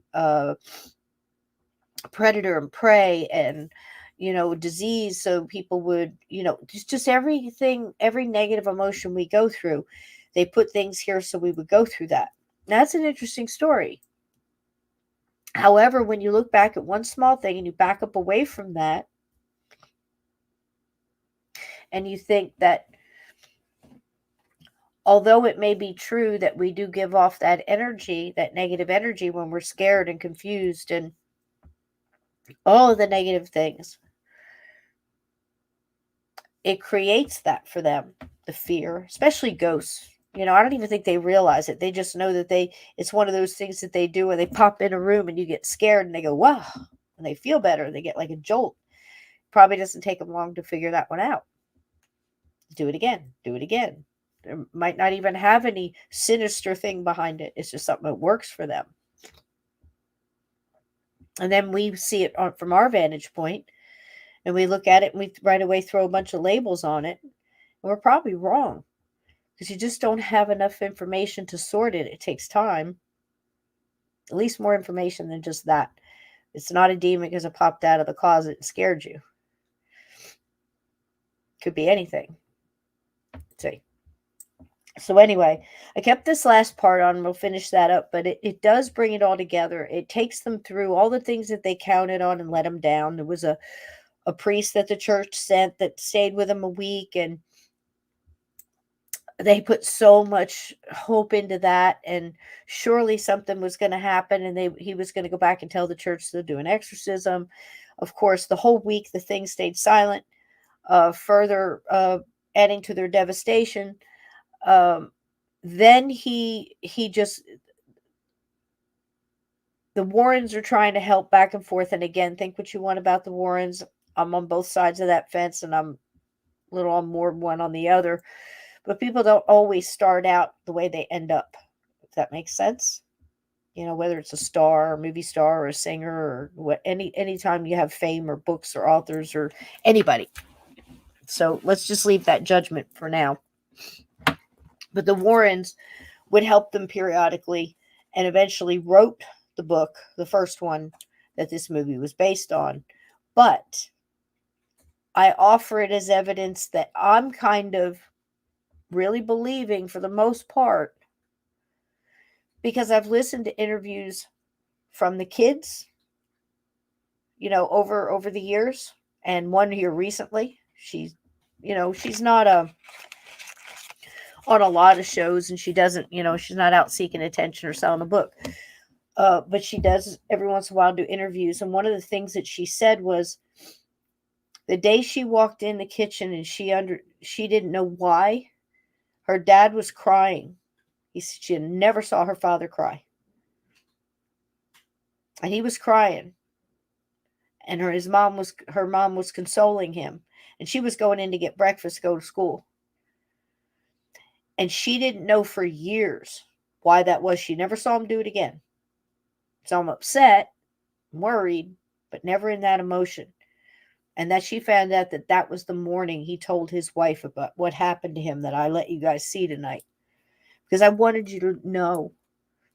Not that you don't already. We've forgotten more about the paranormal than we remember tonight, all of us, in all our different ways and different avenues that we take, right? But the common sense of it is we know that evil is evil. And it will do evil things depending on its power and what its goal is. Right? So this, like I said, the priest went in there, stayed about a week. The thing stayed quiet just to make them look loony. He leaves. The church isn't going to help. They're devastated. And they finally decide they're going to reach out and tell the press. And they're hoping that I'm laughing because it's just the absolute absurdity of the whole thing of how humanity treats humanity, you know. But he feels that people will look at this and have compassion, and someone will wind up helping, and would also put pressure on the church and embarrass the church, so they would have to do something. Does that make sense? So that's in here too, and then it finishes up what actually worked, at least for the most part. So here we go. This one's short. That's me looking for ghost pictures on my phone. Janet! Is everything all right? We have to talk to you. This is when they came back from the camping thing, and they're going to tell them what happened. The house was like breathing and 100. shit. It sounded like somebody was being tortured to death. We called the police. They came over. It's They not checked funny, the house but out, and man. they said they didn't find anything wrong. I've never been so scared in my whole life. Oh, Janet, I'm so glad you're home. And nice neighbors. I mean, these are Bud, nice it's neighbors. me. They're all right. I'll be there as soon as I can. Bye. I've got to get home. Bud's having a problem with the kids. Look, if you want, I can get hold of the Sacred Heart League. They come to people's houses and pray for them. we'll think about it. Thank you. Think Janet, about it. if Get I them were you, in I'd there. go Bring in the monks, I were and the you, Buddhists, and the drum corps. Bring in If all you need military anything, band. anything at all, please Everybody. don't hesitate to call us, okay?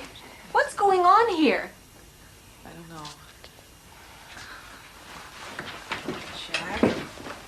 We gotta get out of here, no matter what. What's going to stop it from following us no matter where we go?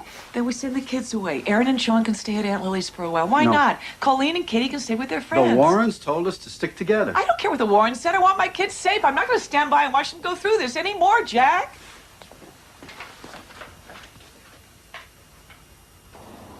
Come on, you guys. It's time to go. Okay. Bye, Mom. Oh, you be good. No ice cream for breakfast, okay? Okay, be cool, Mom. I will. Thanks so much, Aunt Lily. Oh, you're welcome, and don't worry about a thing. You give us a call later on? I will, and we'll have fun. I'm sitting in the front. Listen, Ed, we've had enough of this. Now, what would happen if we leveled this place, if we just Burn tore it it to the right ground. down to the ground? It'd mean that we'd lose everything that we put into it, but... I wouldn't do that. Why? Jack, that's exactly the kind of defeat the demon is going for. You understand that, don't you? Yeah, I do. Your only option is to try and get your church to come and perform an exorcism. Ed, the church won't even return our calls. But I've had an idea. What if we took our story to the press? Maybe we could shame the church into helping us. Going to the press has risks. They could easily turn against you. One day you're a hero, the next day you're a liar. No, you've got to explore every other channel before you go to such an extreme, Jack. Well, I just don't know how much more of this we can take. We felt relieved that our kids were out of danger. But Jack and I also needed some peace. We felt safer downstairs.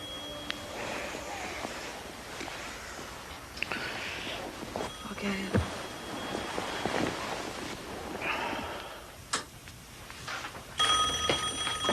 Hello?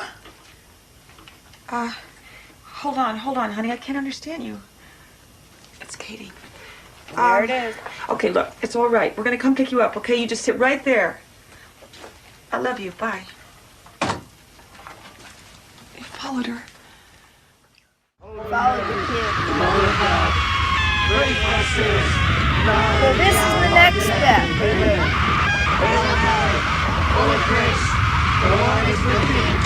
Blessed is the fruit among women, and blessed is the fruit of thy womb, Jesus. Holy Mary, Mother of God, pray for us sinners, now and in the hour of our death. Amen.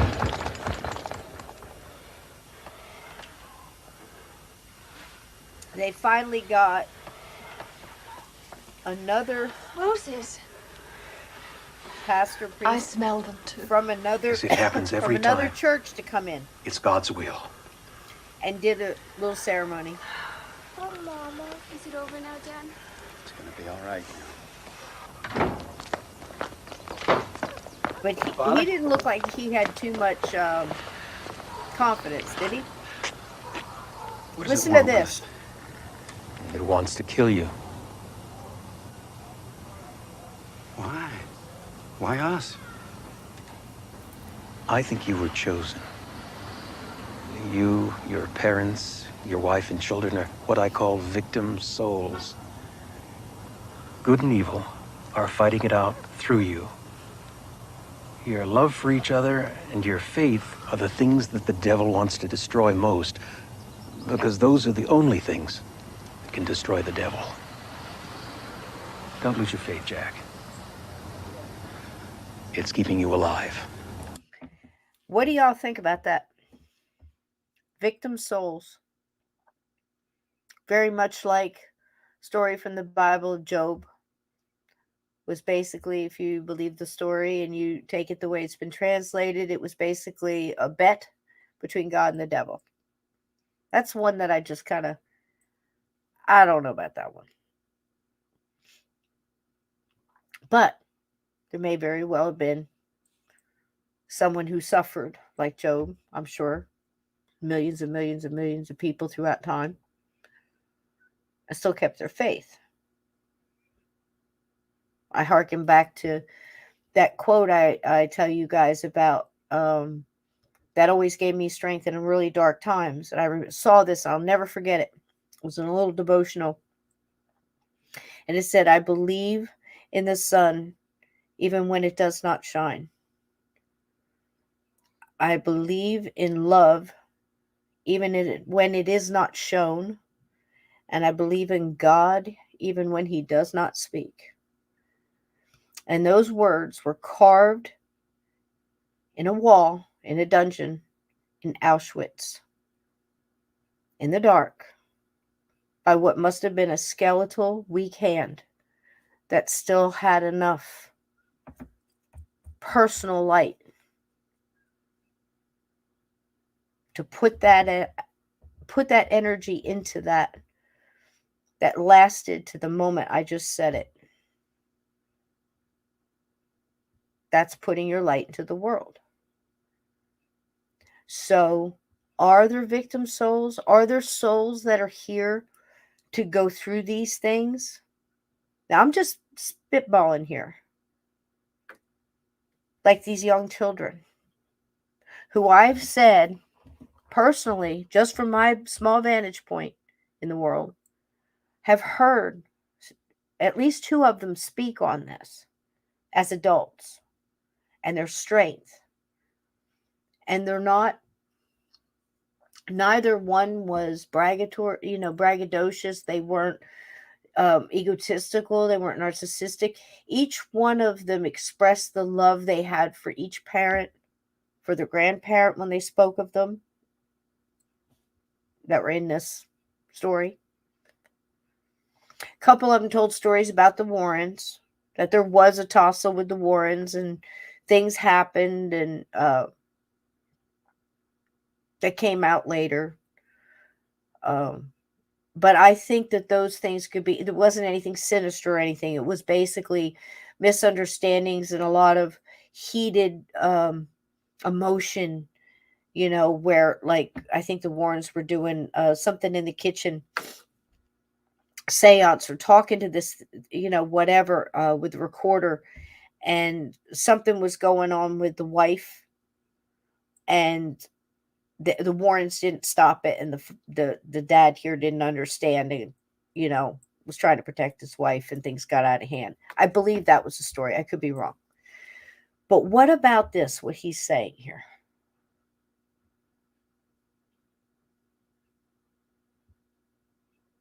That these kids went through this, these people went through this to go out into the world to help others who are going through it.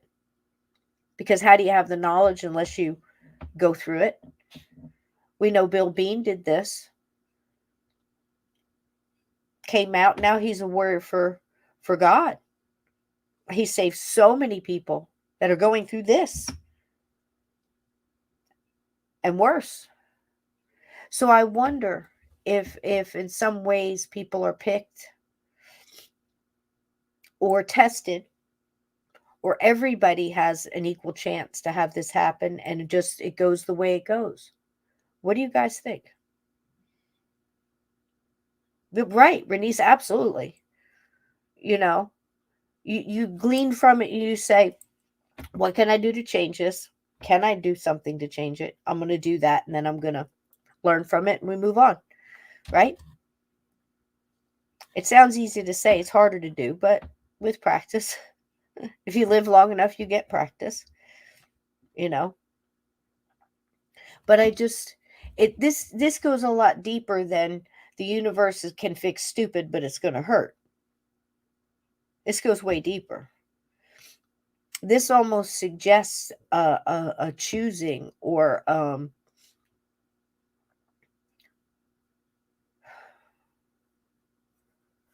almost a destiny. Does that make sense? I found it interesting, and I thought it was interesting to think about it. And, I thought about, friends I know have gone through stuff in a young life. And when you come up through it, with paranormal or otherwise, doesn't it make you stronger? Makes a good light worker, doesn't it? Think about it. It's a trip. Thank you, Father.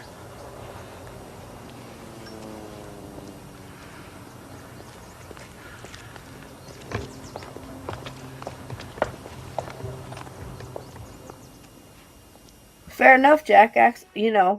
True. Very true. Not wrong.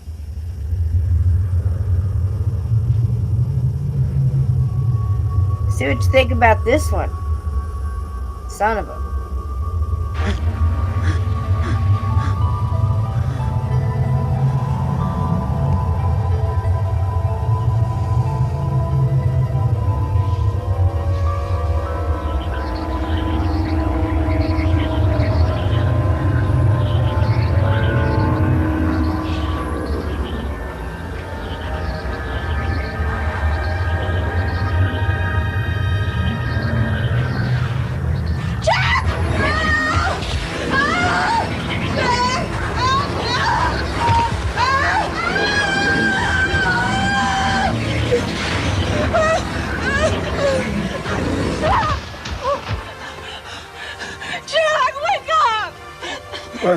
What's going on? Pick me up and threw me against the wall.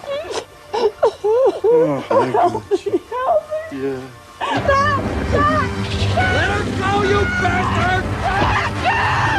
I can't move. It's holding me.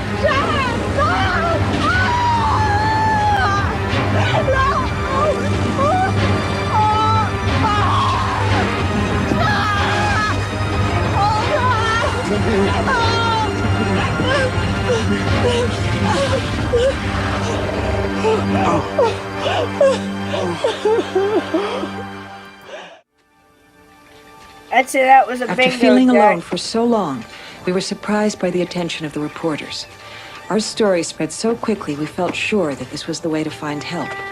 There was a lot of interest, but we were unprepared for what was to come. Family is allegedly being threatened due to an ongoing series of bizarre, even supernatural events. Hey, Sugar! Seen a ghost lately? Shut up! Humanity, helping humanity. Subjected to numerous eerie and frightening occurrences within their home that range from merely annoying to physically harmful. The Smurls report the movement and disappearance of articles, unexplained noises and whispering, and actual manifestations of ghostly phenomena, which sometimes result in violence towards themselves and their children. Mrs. Smurl recounted several instances where she had been attacked in her sleep. The latest encounter actually resulted in her being levitated to almost 6 feet. Almost 6 feet. Thrown about the room. Smurl, can I ask a few questions about your ghost? Are you all right? Did you have to scare her this way? You She has a bad heart. Now get out of here. Look, I'm just trying. Now! Out! It's got way worse. Here they come. Hey, Jack, you see any demons last night? We told you everything we have to tell. Let them by. You heard the screams. We all heard them. The whole block heard them. I was taught that confession is good for the soul, but I didn't feel too good the next week. We got more than 200 calls from journalists. That doesn't include the oddballs who camped out at every door and window of our house. I see it.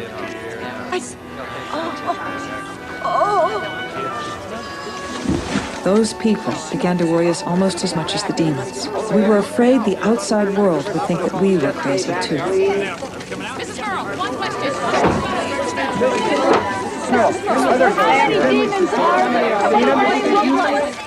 Quiet, please. We have a prepared statement. When a family is stricken with a tragedy like a fire or a flood, people band together to aid the victims. But what if the tragedy isn't natural but supernatural? Then it's a different story. As reporters, you can see that this situation is now completely out of hand. We ask that you please help us now by leaving us alone and saying a prayer for us in church.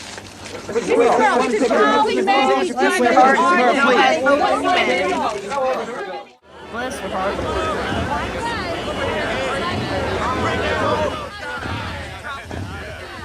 It's okay.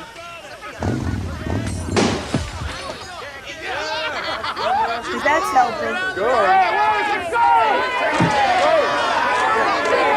Now get back to the house. All of you. Now. You all right? You better get away from the window. And lock all your doors. Hey, mister. Just let me in the house. I can't let you in, mister. We've got ghosts, remember? She's going to use the weapon. Something might happen to you. Now back. Get back. Get a good close up there. I'm moving over. Mr. Squirrel.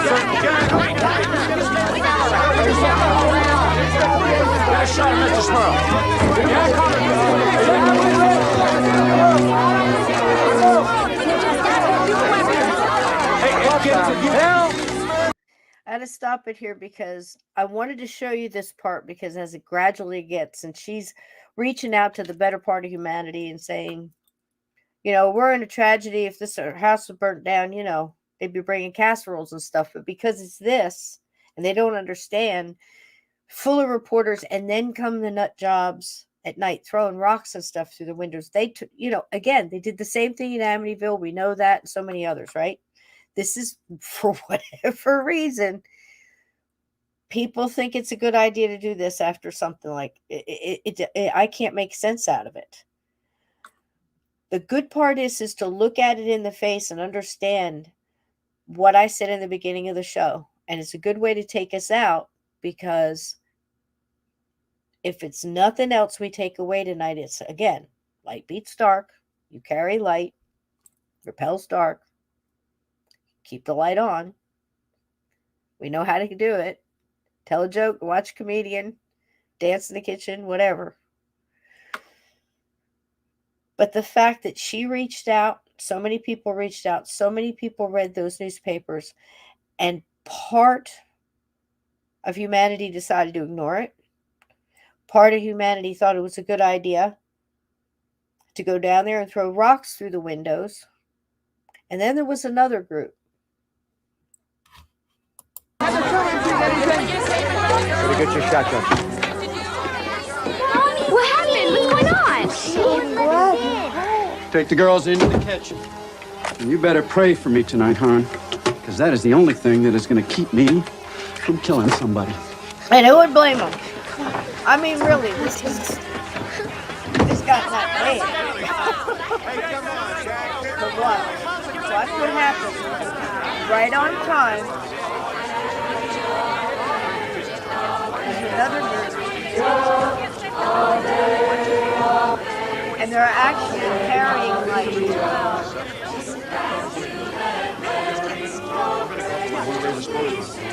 Take a candle. Help us pray. Take a candle. Help us pray. Comes another bunch of nuts.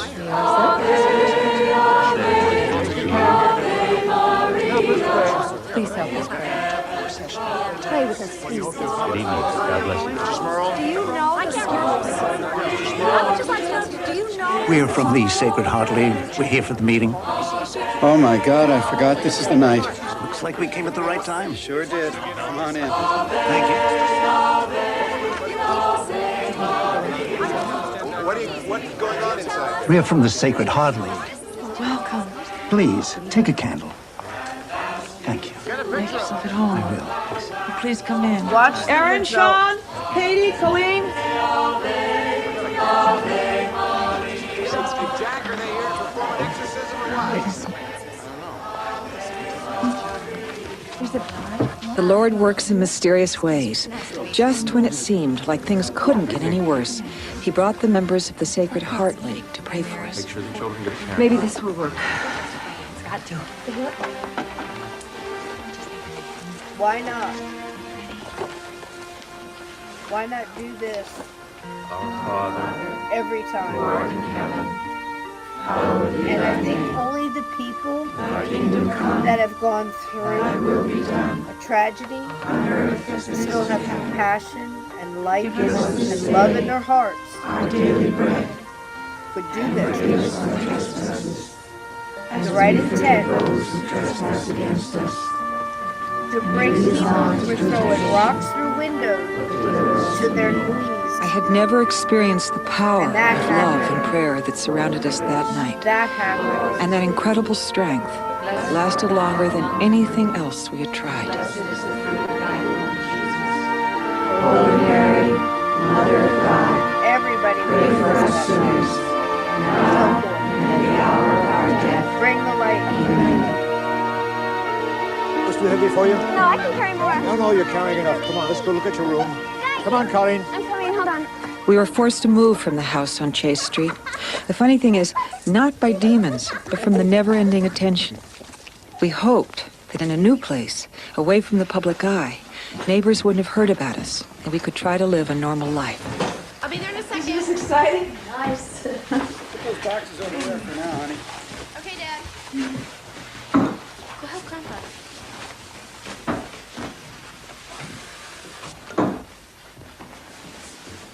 So what do you think? Oh, honey. It's beautiful. It's the nicest house we've ever lived in. Yeah, well, there's a few things that need some work, though, like that window over there. Did you see the swing set? Oh, it's beautiful. Janet? I'm in here, Mom. I got you. Mom? Wait. Janet? Wait. I'm in the kitchen. Wait. Mom? Janet?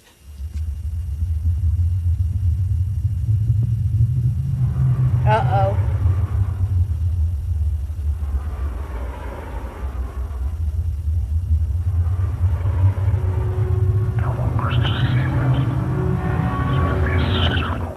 Call your friends back. There you go. In 1989, the church finally did a church sanctioned exorcism, and that was it. The kids have both come back, like I said, on other interviews, and said that was true. So there you go. You can say within that story, a lot of people, made their choices and went as far as they could or did what they believed in. This family lived through that. We talked about it tonight. People go through that so they can be strong and go out and help other people. Just like somebody who's sick learns how to care for somebody who has the same thing that they went through. The compassion and the knowledge, the strength. But I think in the paranormal, the supernatural goes deeper, cuts deeper. It a lot more at stake than just a cold. You see, could be. I believe Aunt and Edna that is a possibility. It could be attracted to somebody in the family. It could be a bloodline thing. Any of those. I never got a full answer, except how it ended, and that's how everybody said it ended. And then they went on and did other things, and lived the rest of their life, and everything was cool. But again, so many different examples of people that have had stuff in their happened to them as a child in any realm, and that affected them on their choices later on, and their abilities to do other things and learn new things, or go after something, to try to find a cure for this or that, something that might have affected them when they were a kid. Paranormal is no different. It's just as intense and life-changing. And that man was never the same after things like that happened to him. And other things happened to a lot to the wife, and again, you wonder why would you stay? But we've all heard the stories of why. Can imagine if something happened in your life right now and you had to flip out and change. You have no place to go. I think it's very interesting the way the two different kinds of people went. But then when you brought all that light in, that's the main message of this show tonight. And, take back out with you into the world this week. It's basically when all that light came in, even the guys with rocks in their hands hit their knees. Some left. Some felt ashamed and left. Others hit their knees. That was pretty amazing. And that happened because I remember them talking about it when that was in the papers. I was a teenager. Grew up not far from where this happened. And this didn't happen far from the Amityville. So, interesting topic, interesting thing. I think we'd find something. How about some, let's see if I can find some fairies for you guys on the way out or something. You want to watch some skeleton fairies? Let's see if I can find you something fun, some animals or something. It's been great talking with you tonight. I don't know if Steve will be able to be here with us tomorrow night. I have not got a confirm on that. He's fine, but he's very busy, and we're very happy for him. So, and it's also Uncommon Belief's birthday, so I may take tomorrow night off if you would forgive me. I might be here. I'm not saying one way or the other, but if you hear about it, we got a lot of storms rolling in, and also some family stuff, positive family stuff, and and if Steve can't make it too. So just in case, and for whatever reason, I might be able to get the word out for you. Nothing's happened. If you don't see me tomorrow night, I'll try to get the word out either way, or you'll see the show come on and you'll know we're doing it. So just be on lookout for that. I can't thank you enough for being here tonight. I'm trying to find one of your favorites, make you laugh. Let's see. How about this one? I love y'all. Thank you. Please hit the like on the way out. Thank you so much, Ted, for the super chat. Thank you for your constant support, everybody. I love you all. Hope you got something from this. There's nothing that light can't do and love can't do, and that everybody in this chat can't do out in your life. Like I said, be kind to yourself too. Eat the good cookie, right? Oh, thank you. Oh, my pleasure, Jack. Absolutely my pleasure. Thank you, each and every one of you, for being out there, trying to be decent people, also trying to learn about this so you can be better paranormal investigators and help better sort things so you can help maybe somebody young who's coming up and trying to understand. It's really very simple. Light beats the dark every time. And laughter will get you there. Love will get you there. Singing, good vibration, staying in the high vibration, all that'll get you there. And kindness and compassion when you're going and you're trying to sort a ghost or an earthbound spirit, it's going to get you a lot further than anything else. And I love you all. Thank you for being here tonight. Enjoy this.